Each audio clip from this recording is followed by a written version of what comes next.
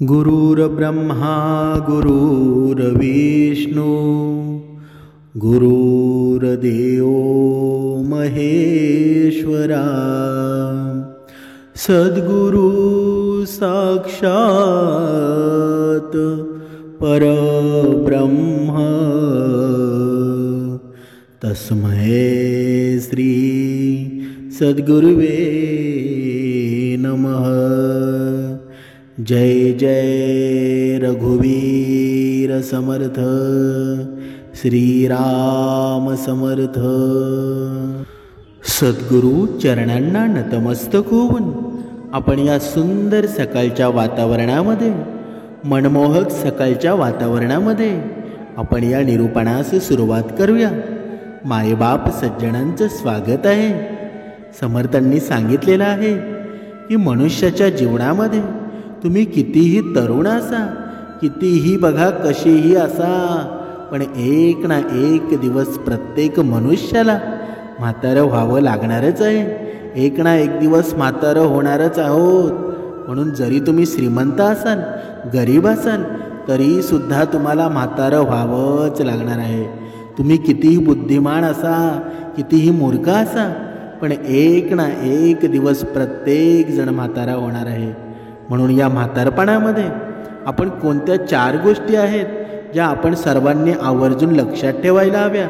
आणि या 4 गोष्टी जर आपण लक्षात ठेवल्या ना, तर आपल्या घरामध्ये आपला मुलगा असेल, आपली सूनबाई असेल, प्रत्येक सूनबाईने सुद्धा या गोष्टी लक्षात ठेवायला हव्यात। आणि प्रत्येक आईवडिलांनी सुद्धा या गोष्टी लक्षात ठेवल्या ना, तर आपल्या घरामध्ये कधीच आपल्या सुनेशी अथवा आपल्या मुलाशी कधीच आपलं भांडण होणार नाही। पण आजच्या या कलियुगामध्ये असं आपल्याला पाहायला मिळतं का? पण आज तुम्ही योग्य निरूपणामध्ये आलेला आहात। तुम्ही जे श्रवण करत आहात ते योग्य निरूपण श्रवण करत आहात। कारण तुमच्या प्रश्नांची उत्तरं, तुमच्या घरामध्ये जर भांडणं होत असतील, तुमच्या सुनबाईचं आणि तुमचं पटत नसेल, तर आजपासून नक्कीच तुमचं पटणार आहे। तुमच्या घरामध्ये आनंद निर्माण होणार आहे। समर्थांनी सांगितलेलं आहे, या समर्थांनी सांगितलेल्या अशा कोणत्या 4 गोष्टी आहेत की प्रत्येक सुनबाईनं आणि प्रत्येक सासूनं या 4 गोष्टी जर लक्षात घेतल्या ना, या 4 गोष्टी जर या जीवनामध्ये निर्माण केल्या ना, तर कधीच सासू सुनेचं भांडण होणार नाही। चला आपण या 4 गोष्टी कोणत्या आहेत ते आपण पाहूया। एका गावामध्ये एक व्यक्ती राहत होता। तो व्यक्ती एवढा श्रीमंत होता की त्याचे अनेक उद्योगधंदे होते आणि त्याचे हे उद्योगधंदे दूर दूरपर्यंत पसरलेले होते। जेव्हा त्या व्यक्तीनं त्याच्या उद्योगधंद्यांमधून मोठ्या प्रमाणामध्ये पैसे कमावले, तेव्हा एके दिवशी त्याचे आईवडील त्याला म्हणाले, बाळा, तू मेहनतीने व्यापार तर तू खूप मोठा केला आहेस आणि तुझ्या व्यापारामधून मोठमोठ्या प्रमाणामध्ये धनसुद्धा तू कमावलेला आहेस। आता आपल्या घरामध्ये देवाच्या कृपेने सर्व काही आहे आणि म्हणूनच आता आमची इच्छा आहे की तू विवाह करावा। बघा, प्रत्येक आईवडिलाची एकच इच्छा असते की आम्ही मरणाच्या अगोदर आपल्या मुलाचा जर विवाह झाला ना, तर त्यांना आनंदसुद्धा वाटतो। तसंच या आईवडिलांना बघा त्या मुलाजवळ हे त्यांनी सांगण्यास सुरुवात केली, तुझी घर गृहस्थी पुढे चालवावी, तुझं वय आता विवाह योग्य झालं आहे आणि म्हणूनच आता तू विवाह करावा अशी आमची इच्छा आहे। बघा, आईवडिलांचं हे बोलणं ऐकल्यानंतर तो मुलगा म्हणू लागला, आई बाबा, अजून तर मला खूप पैसे कमवायचे आहेत, माझ्या आयुष्यामध्ये मला आणखी यश मिळवायचं आहे आणि तुम्हाला असं वाटत आहे की मी विवाह करून संसारामध्ये अडकून राहू का? नाही बाबा, आता मला विवाह करायचा नाही। मुलगा पुढे म्हणू लागला, बघा, आपण पाहत आहोत, तुम्ही गोष्ट म्हणून ऐकू नका, या जीवनाचं सार आहे ना। तुमच्या घरामध्ये जर भांडणं होत असतील ना, तर हे निरूपण नक्कीच तुमच्यासाठी आहे। अशा कोणत्या 4 गोष्टी आहेत की त्या 4 गोष्टी जर आपण जीवनात आणल्या ना, तर आपल्या घरामध्ये कधीच भांडण होणार नाही। म्हणून प्रत्येक आईवडिलांनी, सासू सासऱ्यांनी, प्रत्येक मुलीनं आणि प्रत्येक मुलानं या 4 गोष्टी जर तुमच्या जीवनात आणल्या ना, तर तुमचा संसार सोन्यासारखा झाल्याशिवाय राहणार नाही। बघा, तो मुलगा पुढे म्हणू लागला, बाबा, आता हे लग्न करणं योग्य नसणार आहे. मी जे काही स्वप्न पाहिलेली आहेत ना ती सर्व मला पूर्ण करायची आहेत आणि त्यानंतर मी विवाहाबद्दल विचार करेल. तेव्हा त्या मुलाच्या आईवडिलांनी बघा त्याला समजवण्याचा प्रयत्न करतात. बाळा, तू लग्न तर प्रत्येकाचं करायचंच असतं आणि कारण लग्न झाल्यानंतर मूळबाळ झाल्यानंतर आपला वंश पुढे चालत असतो आणि संतान जन्माला आल्यानंतर मनुष्यावर जो पितृकर्ज असतो त्यापासून मनुष्य मुक्त होत असतो. परंतु खूप सारी लोक असा विचार करतात की जर आम्ही लग्न केलं तर आमच्यावर जबाबदाऱ्या वाढतील, आमचे खर्च वाढतील, आमचे स्वतंत्र संपुष्टात येईल. लग्न करून येणारी बायको माझ्यावर एक ओझं बनून राहील. पण खरं तर असं असतं का? तर लग्न असतं ना ते आपल्या जीवनाची एक गरज आहे. आपली बायको नेहमी आपल्यासोबत राहते. ज्या प्रकारे समर्थांनी सांगितलेलं आहे, ज्या प्रकारे शरीराला चालण्याची बघा चालवण्यासाठी भोजनाची आवश्यकता असते, ज्या प्रकारे भोजन करणं आपल्यासाठी आवश्यक आहे त्या प्रकारे लग्न करणंसुद्धा आपल्यासाठी अत्यंत गरजेचं आहे. कारण एक पत्नीच असते जी प्रत्येक सुख दुःखामध्ये प्रत्येक संकटामध्ये आपल्याला सोबत उभी राहत असते. मुलानं जेव्हा आईवडिलांचं हे बोलणं ऐकलं तेव्हा ते बोलू लागले, तुम्ही जे काही म्हणत आहात ना ते अगदी योग्य आहे. त्यामुळे तुम्ही लवकरच माझ्यासाठी एक चांगली मुलगी शोधा.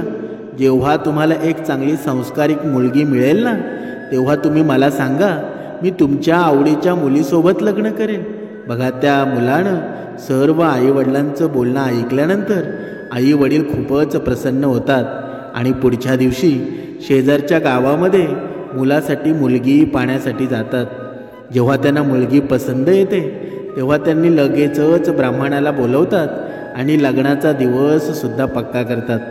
नातं पक्क झाल्यानंतर मुलीचं आईवडील तिच्या विवाहाची तयारी करू लागतात. काही दिवसानंतरच लग्नाचा दिवस जवळ आला आणि त्या मुलाच्या घरी लांबून त्याचे नातेवाईक येऊ लागले. मुलाच्या आईवडिलांनी खूप धूमधडाक्यामध्ये मुलाचा विवाह लावून दिला आणि सुनबाईला घरी आणलं.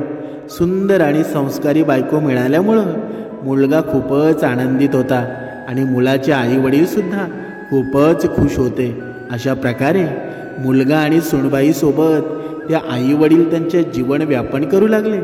हळूहळू वेळ पुढे सरकत होती आणि आता मुलाचे आईवडील म्हातारे होऊ लागले होते आणि त्यानंतर एके दिवशी मुलाच्या आईवडिलांनी त्यांच्या मुलाला आणि सुनबाईला त्यांच्याजवळ बोलवून घेतलं आणि त्यांना म्हणू लागले, बाळांनो, आज ज्या गोष्टी मी तुम्हाला सांगणार आहे त्या गोष्टी तुम्हाला तुमच्या आयुष्यामध्ये नेहमी उपयोगी ठरतील आणि म्हणूनच तुम्ही या गोष्टी लक्षपूर्वक ऐका. त्यानंतर ते सांगू लागले, तुमच्या आयुष्यात कोणत्याही प्रकारची परिस्थिती येऊ देत, आमचे हे बोलणं नेहमी लक्षात ठेवा. तुम्ही दोघेही एकमेकांच्या सदैव सोबत राहा. कोणत्याही परिस्थितीत एकमेकांचा विश्वासघात करू नका. कोणताही असा कार्य करू नका ज्यामुळे जोडीदाराला त्रास होऊन जाईल. तुम्हा दोघांनाही जेवढं शक्य होईल तेवढी दुसऱ्यांची मदत करा. कारण मदत केल्यामुळं कधीही कोणताही माणूस गरीब होत नाही, तर जो मदत करत असतो ना तो यशाचे उंच उंच शिखर गाठत असतो. जेव्हा त्या मुलाने आपल्या बायकोने आईवडिलांचं हे बोलणं ऐकलं तेव्हा ते दोघेही म्हणू लागले, तुम्ही काळजी करू नका आई बाबा, आम्ही तुम्ही सांगितलेल्या मार्गावरच चालणार आहोत आणि आम्ही दोघेही नवरा बायको तुमच्या सिद्धांतावर चालून आमचं जीवन व्यतीत करणार आहोत. तुम्हाला आम्ही कोणत्याही प्रकारची तक्रार करण्याची संधीच देणार नाही. अशा प्रकारे ते सर्वजण आनंदाने त्यांचं जीवन जगत होते. बघा हळूहळू वेळ पुढे सरकत होता. बघा लक्षात ठेवा, आपण पाहत आहोत आपल्या घरामध्ये भांडणं कशामुळं होतात आणि काय केल्यानं आपल्या जीवनामध्ये कोणते बदल केल्यानं आपल्या घरामध्ये सासू सासऱ्यांचे आणि सासूचे आणि सुनेचे भांडणं होणार नाहीत. बघा हा मुद्दा लक्षात ठेवा, तरच हे निरूपण समजेल. हळूहळू वेळ पुढे सरकत होता. तो मुलगा आणखी जास्त श्रीमंत झाला होता. आता त्या मुलाचे आईवडील पूर्णपणे म्हातारे झाले होते. केस पांढरे शुभ्र झाले होते आणि शरीर सड पातळ झाला होता. मुलाचे आईवडील म्हातारपणामुळे आता वेगवेगळ्या प्रकारे उलट सुलट बोलायचे. आता असा हा व्यवहार सुनबाईला आवडत नव्हता आणि ती नाराजी व्हायची. बघा, नाराज व्हायची. तिच्या नाराजगीचं कारण होतं की तिचे सासू सासरे नेहमी छोट्या छोट्या कारणांवरून तिच्यासोबत भांडण करायचे. जेव्हा तिचा नवरा संध्याकाळी घरी परत यायचा तेव्हा ती नवऱ्याला सांगायची की तुमचे आईवडील रोजच्या रोज कुठल्या ना कुठल्या गोष्टीवरून माझ्यासोबत भांडण करत असतात. जर तुमच्या आईवडिलांची अशीच वागणूक राहिली तर मी एके दिवशी हे घर सोडून माझ्या वडिलांच्या घरी निघून जाईल. बायकोचं हे असं बोलणं ऐकल्यानंतर मुलगा त्याच्या आईवडिलांना समजावतो की तुम्ही तुमच्या सुनबाईसोबत असा व्यवहार का करता. बघा, तो मुलगा आपल्या आईवडिलांना प्रश्न विचारतो तेव्हा आईवडील मुलाला म्हणतात, भांडण आम्ही करत नाही तर तुझी बायकोच करत असते. तीच आमच्यासोबत भांडायला येत असते. अशा प्रकारे दोघेही एकमेकांवर आरोप प्रत्यारोप लावत असतात. अशा प्रकारे कशा प्रकारे मुलगा दोघांनाही समजावून सांगतो, परंतु त्या आईवडील तर म्हातारे झाले होते. त्यामुळं ते मुलाचं बोलणं विसरून जायचे आणि ते पुन्हा सुनबाईसोबत तशाच प्रकारे वागायला सुरुवात करायचे. काही दिवस जेव्हा असंच चालू राहिलं आणि तेव्हा घरातील त्या या भांडणामुळं मुलगा खूपच टेन्शनमध्ये राहू लागला. त्याच्याबरोबर बघा, बायकोसुद्धा रोजच्या रोज भांडणांमुळे त्रासून गेली होती. काही दिवस तर तिने सासू सासऱ्यांचा हा व्यवहार सहन केला, परंतु जेव्हा तिच्या सहनशक्तीचा अंत झाला ना तेव्हा एके दिवशी ती मुलगी तिच्या सासू सासऱ्यांना आणि नवऱ्याला सोडवून तिच्या माहेरी जाते. जेव्हा मुलीच्या आईवडिलांनी त्यांच्या मुलीला एकटीला येताना पाहिलं तेव्हा त्या आईवडिलांनी मुलीला विचारलं, पोरी काय झालं, तू एकटीच का आली आहेस, तुझ्यासोबत जावई बापू का आले नाहीत बरं. तेव्हा त्या मुलीनं पूर्ण घटना तिच्या त्या आईवडिलांना सांगितली. मुलीच्या तोंडातून हे बोलणं ऐकल्यानंतर वडील म्हणू लागले, याबाबत तू जावयांसोबत बोलायला हवं होतं. वडिलांचं हे बोलणं ऐकल्यानंतर ती मुलगी म्हणू लागली, मी माझ्या नवऱ्याला सर्व काही सांगितलेलं आहे. त्यांनीसुद्धा त्यांच्या आईवडिलांना समजावून सांगण्याचा प्रयत्नसुद्धा केला, परंतु ते कोणाचंच काही ऐकत नाही. त्यांच्यावर कोणीही समजवण्याचा काही फरक होत नाही. काही वेळ तर ते नीट वागतात, परंतु पुन्हा तेच भांडण सुरू करतात. आणि अशा या रोजच्या रोज भांडणामुळं माझं जीवन नरका समान झालं आहे. दिवसागणित माझ्या त्रासामध्ये वाढ होत चालली आहे आणि आज मी हा निर्णय करून माहेरी आले आहे की जेव्हापर्यंत हे दोघे म्हातारे आहेत तेव्हापर्यंत मी सासरी परत जाणार नाही आणि तेव्हापर्यंत मी तुमच्या जवळच राहणार आहे. मुलीचं हे बोलणं ऐकल्यानंतर तिचे आई वडील म्हणू लागले, पोरी, कुठल्याही मुलीचं तिच्या आईवडिलांच्या घरी आयुष्य व्यतीत होऊ शकत नाही. तेव्हापर्यंत मुलीचं लग्न होत नाही, तेव्हापर्यंत आईवडिलांचं घर हेच तिचं घर आहे. परंतु जेव्हा तिचं लग्न होतं तेव्हा सासर हेच तिचं घर असतं. आणि म्हणूनच मुली, तू तुझ्या सासरी जा, दुःख त्रास सहन कर, परंतु तिकडेच तुला तुझं जीवन व्यतीत करायला लागेल. मानवी जीवनामध्ये दुःख त्रास संकट तर येत असतातच. आपण त्या संकटांना घाबरून जाऊ नये. आपण हे दुःख संकटांचा त्रासांचा सामना करत आयुष्यामध्ये पुढे पुढे जायला हवं. तू तुझ्या सासू सासऱ्यांचा विचार करू नकोस. ते आता म्हातारे झाले आहेत आणि म्हातारे लोक काय म्हणत आहेत हे त्यांनाच कळत नसतं. त्यांच्या बोलण्यावर तू लक्ष देऊ नकोस. तेव्हा ती मुलगी म्हणू लागली, बाबा, तुमच्या बोलण्याशी मी सहमत आहे, परंतु मी तरी किती सहन करू. जर मी त्यांच्या वेळेवर जेवण दिलं नाही, त्यांनी सांगितलेलं काम वेळेवर केलं नाही तर माझी चूक आहे हे मी मान्य करेल.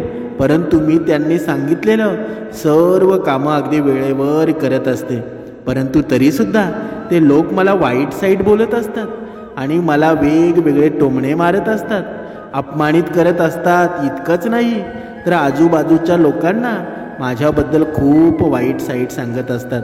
माझे सासू सासरे शेजारच्या लोकांना सांगतात की आमच्या सुनबाईची वर्तवणूक चांगली नाही, आमचा मुलगा इतके पैसे कमवतो परंतु तरीसुद्धा आमची सुनबाई आम्हाला काहीच खायला देत नाही.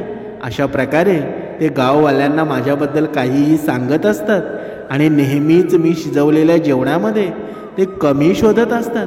लोकांना असं सांगतात की आमच्या सुनबाईला जेवण बनवता येत नाही, आमची सुनबाई आम्हाला वेळेवर जेवण देत नाही आणि त्यामुळं आम्ही दोघेही वेळेपूर्वी म्हातारे झालो आहोत. आणि माझ्या सासू सासऱ्यांच्या बोलण्याचा गावातील लोकसुद्धा विश्वास ठेवतात. अशामध्ये तुम्हीच मला सांगा की मी त्यांना भोजन का देणार नाही, मी त्यांना उपाशी का बरं ठेवेन.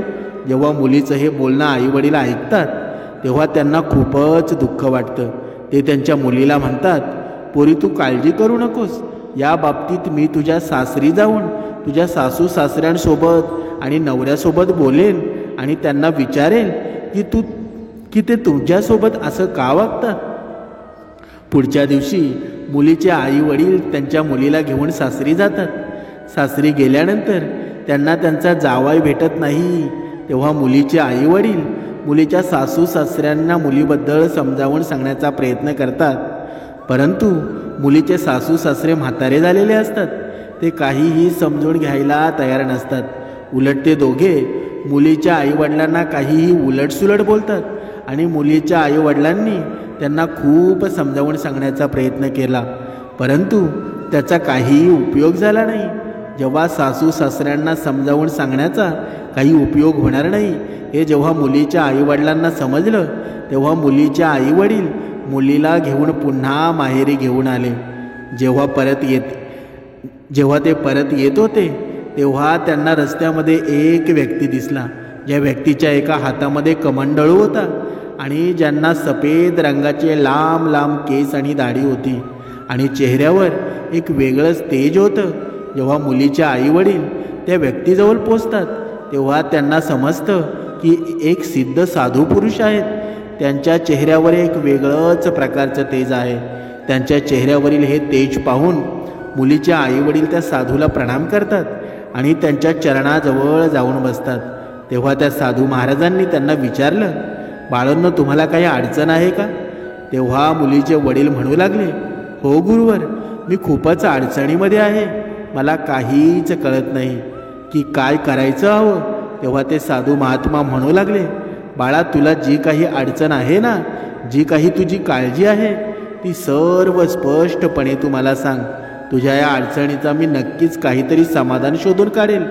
तेव्हा मुलीचे वडील म्हणू लागले, हे महात्मा, काही वर्षापूर्वी मी माझ्या मुलीचा विवाह शेजारच्या गावामध्ये लावून दिला होता. ज्या घरामध्ये मी माझ्या मुलीचं लग्न लावून दिलं ते लोक खूपच श्रीमंत आहेत. ज्या मुलीसोबत मी माझ्या मुलीचा विवाह केला तो तर चांगल्या स्वभावाचा आहे, परंतु त्याचे आईवडील चांगले नाहीत. ते म्हातारे झाले आहेत आणि म्हातारे झाले असल्यामुळं ते माझ्या मुलीचं सारखा त्रास देत असतात. माझ्या मुलीबद्दल शेजारच्या लोकांना काहीही वाईट साईट सांगत असतात, ज्यामुळं माझी मुलगी तिचा सासर सोडून माहेरी आलेली आहे आणि ती आता माहेरीच राहण्याचा हट्ट करत आहे. आता मला तुम्हीच सांगा, कुठलेही आईवडील त्यांच्या मुलीचे वैवाहिक जीवन असं मोडताना कसं पाहू शकतात. मुलीच्या आईवडिलांचं हे बोलणं ऐकल्यानंतर ते सिद्ध साधू म्हणाले, बाळा जर अशी गोष्ट असेल तर मला तू तुझ्या मुलीच्या सासरी घेऊन चल. मी त्यांना काही गोष्ट सांगेल. मी सांगितलेल्या त्या गोष्टी जर त्यांना पटल्या आणि त्या गोष्टींचा अनुसरून त्यांनी त्यांच्या जीवनामध्ये अंमलबजावणी केली तर त्या गोष्टीमुळं तुमची मुलगी नेहमी त्यांच्या सासरी आनंदी राहील आणि ते लोकसुद्धा नेहमी प्रसन्न राहतील. कारण त्यांना कधीच कोणी सांगितले नाही की म्हातारपणामध्ये या 4 गोष्टी नेहमीच लक्षात ठेवायला हव्यात आणि याचमुळे त्यांची ही दुरावस्था होत आहे. आणि त्याचबरोबर तुझ्या मुलीला आणि जावयाला सुद्धा या त्रासाचा सामना करावा लागणार नाही. जेव्हा मुलीच्या आईवडिलांनी त्या सिद्ध साधूचं हे बोलणं ऐकलं तेव्हा ते प्रसन्न झाले आणि साधू महाराजांना घेऊन मुलीच्या सासरी जातात. जेव्हा हे सर्वजण मुलीच्या सासरी पोचतात तेव्हा साधू महाराजांनी मुलीच्या आईवडिलांना आणि मुलीला बाहेरच थांबण्यास सांगितलं आणि स्वतः घराच्या आतमध्ये शिरतात. घराच्या आतमध्ये दोघेही सासू आणि सासरे बघा सोप्यावर बसलेले होते. जेव्हा मुलीच्या सासू सासऱ्यांनी साधू महाराजांना पाहिलं तेव्हा दोघेही उभे राहिले आणि साधू महाराजांना बसण्यासाठी आसन दिलं. त्यानंतर मुलीच्या सासू सासऱ्यांनी साधू महाराजांना भोजनाबद्दल विचारलं तेव्हा ते साधू महाराज म्हणाले, मी तुमच्या घरी पोट भरून जेवणार आहे, परंतु त्यापूर्वी तुम्हाला माझं एक कार्य करावं लागणार आहे. साधूचं हे बोलणं ऐकल्यानंतर ते दोघेही म्हणू लागले, तुमचं कोणतंही कार्य करण्यासाठी आम्ही तयार आहोत, परंतु त्यापूर्वी तुम्ही भोजन ग्रहण करा. तेव्हा ते सिद्ध साधू म्हणाले, नाही, त्यापूर्वी तुम्ही माझं बोलणं ऐका, त्यानंतर तुम्ही तुमच्या घरातील भोजन मला द्या. त्यानंतर साधू महाराज म्हणू लागले, मी असं ऐकलं आहे की तुम्ही तुमच्या सुनबाईला त्रास देत असता, त्याचबरोबर तुमची सुनबाईसुद्धा तुम्हाला त्रास देत असते. साधू महाराजांचं हे बोलणं ऐकल्यानंतर दोघेही नवरा बायको म्हणू लागले, महाराज तुम्ही अगदी योग्य ऐकलं आहे. आम्ही दोघे तर म्हातारे झालो आहोत आणि त्यामुळे आमची सुनबाई आमची काळजी घेत नाही. ती नेहमी आम्हाला त्रास देत असते. तिला हे समजत नाही की ज्या प्रकारे आम्ही म्हातारे झालो आहोत त्याच प्रकारे ती सुद्धा एके दिवशी म्हातारी होणार आहे आणि तरीसुद्धा ती आम्हा दोघांना खूपच त्रास देत असते. तेव्हा ते साधू महाराज म्हणतात, तुम्ही काळजी करू नका, मी तुमच्या सर्व अडचणी आता संपवणार आहे, परंतु त्यासाठी तुम्हाला माझ्या 4 गोष्टी ऐकाव्या लागतील.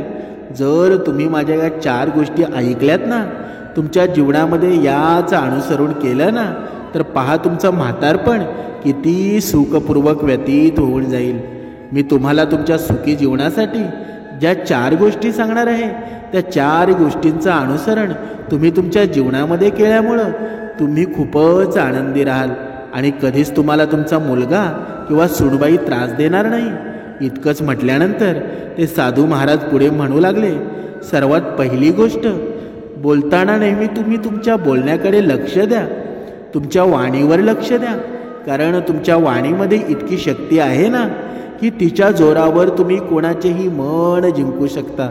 बघा, प्रत्येक सुनेनं, प्रत्येक मुलानं आणि प्रत्येक आईवडिलांना या गोष्टीचं लक्ष द्यायला हवं की तुम्ही ज्यावेळी बोलता त्यावेळी तुमच्या वाणीमध्ये इतकी शक्ती आहे ना की तिच्या जोरावर तुम्ही कोणाचेही मन जिंकू शकता.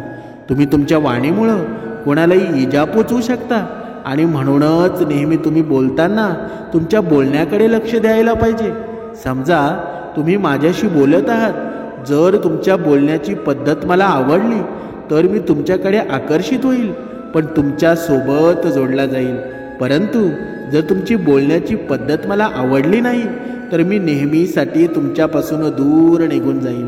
आणि म्हणूनच मी तुम्हाला हे सांगू इच्छित आहे की तुम्ही बोलताना नेहमी तुमच्या बोलण्याकडे लक्ष द्यायला पाहिजे आणि बोलण्यापूर्वी नेहमी 1000 वेळा विचार करायला पाहिजे की मी जे काही बोलत आहे त्यामुळे समोरच्या व्यक्तीला काही त्रास तर होणार नाही ना.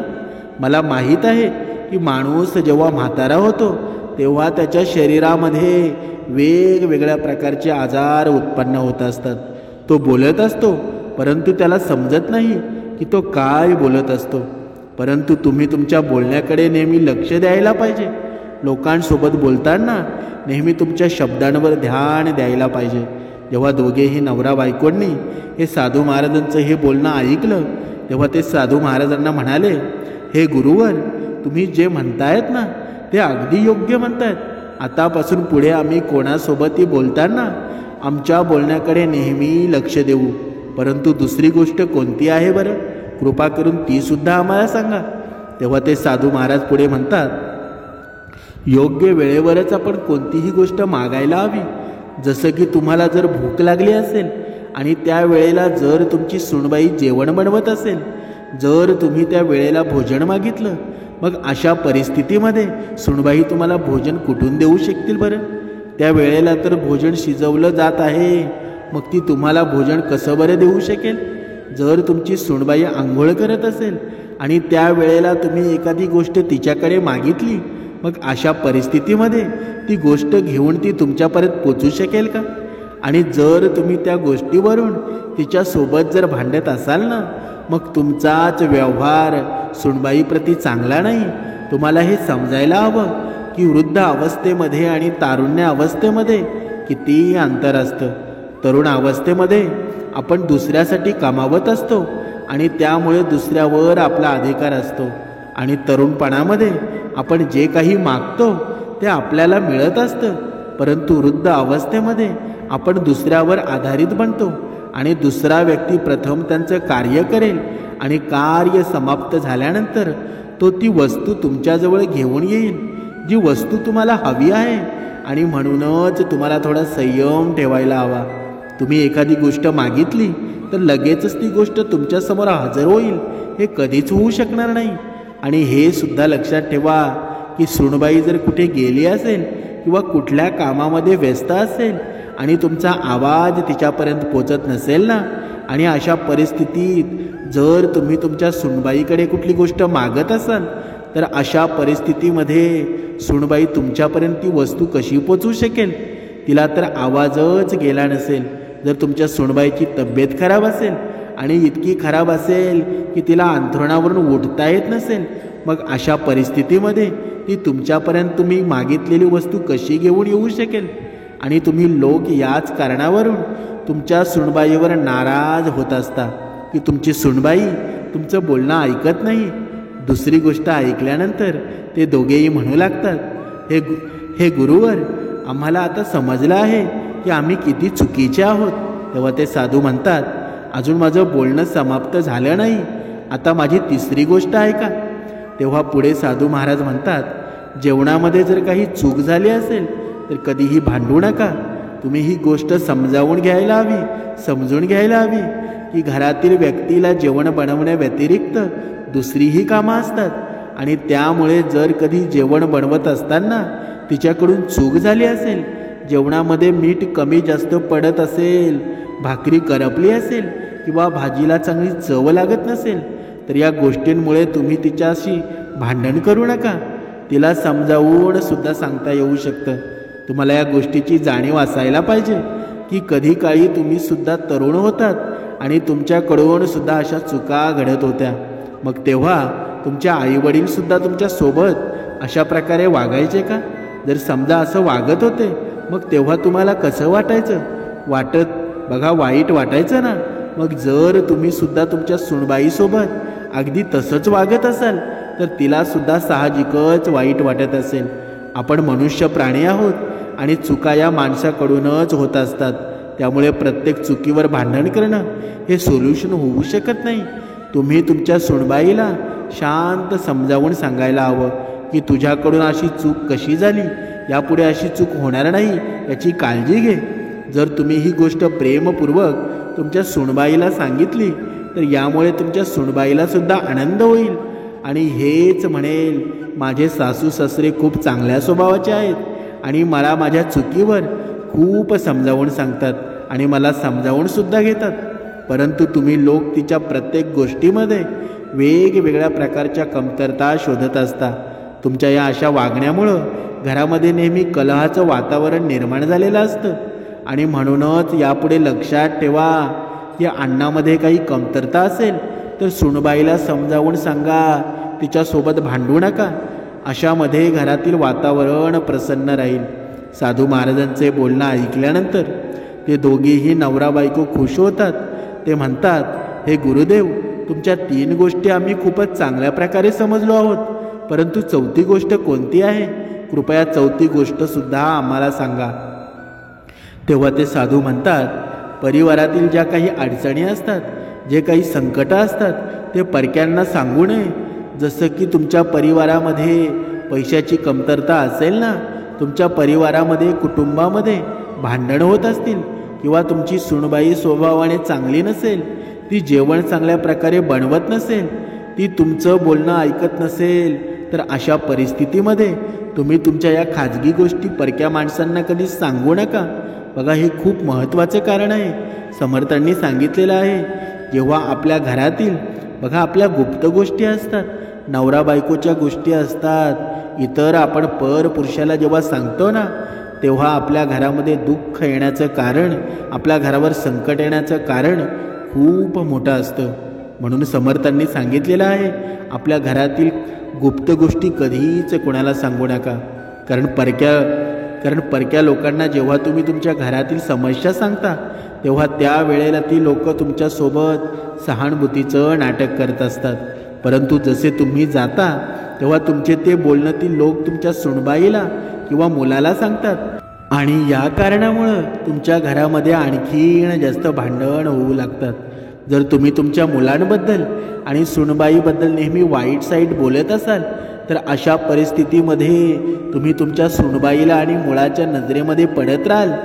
दुसऱ्यांना तुमच्या घरातील अडचणी सांगितल्यामुळं तुमच्या अडचणी संपणार तर नाहीच, तर त्या उलट तुमच्या घरातील समस्या अडचणी मोठ्या प्रमाणामध्ये वाढू लागतील आणि समाजामध्ये आपल्या घराची मान प्रतिष्ठा कमी होऊ लागते.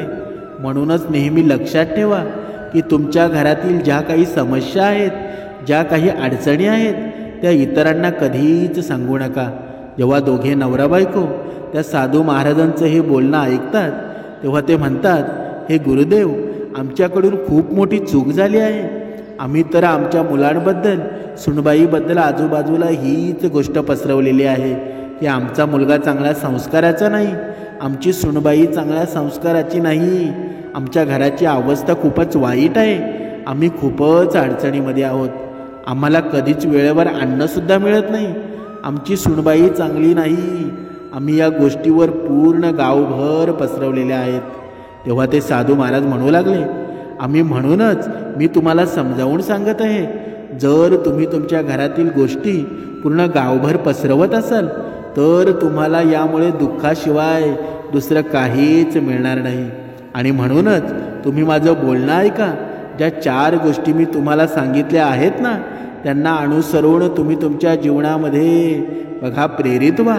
कारण जो पण व्यक्ती या 4 गोष्टींचं अनुसरण त्यांच्या जीवनामध्ये करतो ना, अशा व्यक्तीच्या जीवनामध्ये कधीच दुःख, कोणतीही समस्या निर्माण होत नाही.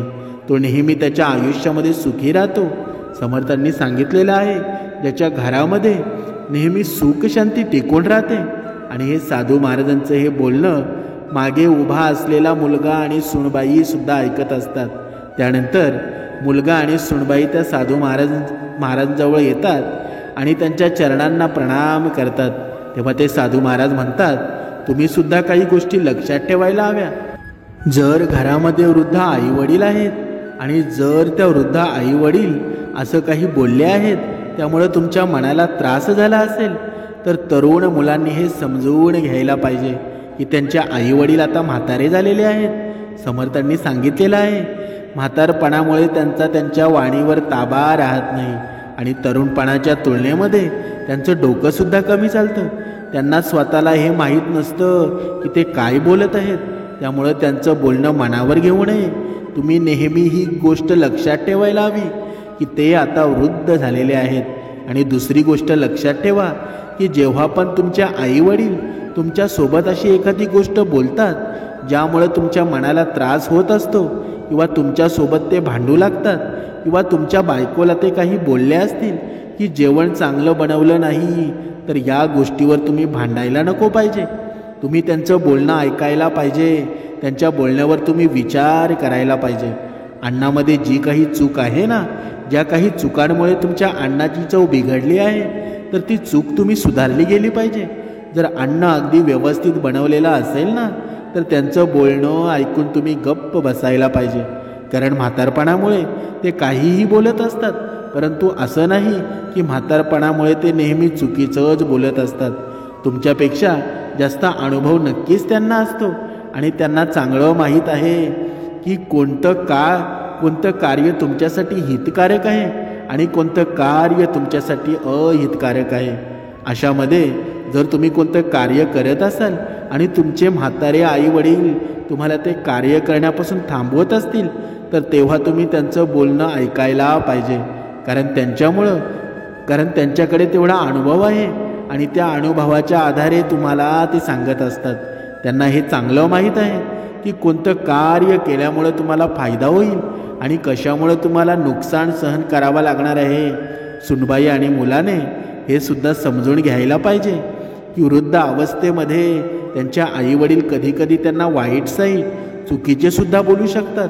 पण अशा परिस्थितीमध्ये आपण त्यांचं बोलणं मनावर घेऊ नये, त्यांच्या बोलण्याचं वाईट मानू नये. कारण वृद्ध माणसांच्या बुद्धीमध्ये आणि छोट्या मुलांच्या बुद्धीमध्ये जास्त अंतर नसतं. ते आपल्याला काहीही म्हणू शकतात. ज्या प्रकारे आपण आपल्या लहान मुलाचं बोलणं कधीच मनावर घेत नाही ना, तर त्याच प्रकारे आपल्या वृद्ध आईवडिलांचं बोलणंसुद्धा मनावर घेऊ नका.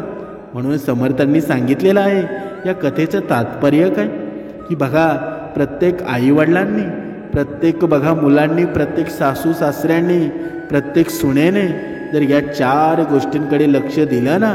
पण इथे समर्थांनी सांगितलेलं आहे की जेव्हा आपले सासू सासरे असतात बघा, प्रत्येक मुलीनं, कारण जास्त करून भांडणं होतात ना, ती जास्त करून सून बाई मुलं होत असतात. कारण का, कारण बघा जेव्हा त्या मुलाचं लग्न झालेलं नसतं तेव्हा बघा त्याच्या आईवडील असतात, बघा त्याची बहीण असते, त्यांचं सर्व कुटुंब बघा एका धाग्यामध्ये बघा कसं ओलेलं असतं, एका घट्ट बंधनामध्ये ओलेलं असतं.